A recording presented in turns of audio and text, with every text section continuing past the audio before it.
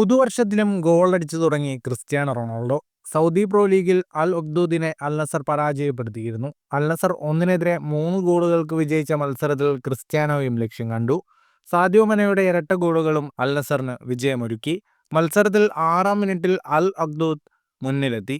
എന്നാൽ 29-ാം മിനിറ്റിൽ സാദിയോ മനയുടെ ഗോളിൽ അൽ നസർ ഒപ്പമെത്തി. 42-ാം മിനിറ്റിൽ പെനാൽറ്റി ലക്ഷ്യത്തിലെത്തിച്ച് ക്രിസ്ത്യാനോ റൊണാൾഡോ അൽ നസറിന് ലീഡും നൽകി. സീസണിലെ റൊണാൾഡോയുടെ 11ാം ഗോളായിരുന്നു ഇത്. രണ്ടാം പകുതിയിൽ 88-ാം മിനിറ്റിൽ മാനെ തന്റെ 2ാം ഗോളിലൂടെ അൽ നസറിന്റെ വിജയം ഉറപ്പിച്ചു. മത്സരത്തിന്റെ കണക്കുകളിലേക്ക് വന്നാൽ 71% ബോൾ പൊസിഷൻ അൽ നസറിനായിരുന്നു. 14 ഷോട്ടുകൾ അൽ നസർ തൊടുത്തപ്പോൾ 7 ഷോട്ട് ഓൺ ടാർഗറ്റ്. 687 പാസുകൾ, 91% കൃത്യതയോടെ അൽ നസർ പൂർത്തിയാക്കി. 7 ഷോട്ടുകളാണ് അൽ ഒബ്ദൂദ് തൊടുത്തത്, 2 ഷോട്ട് ഓൺ ടാർഗറ്റ്.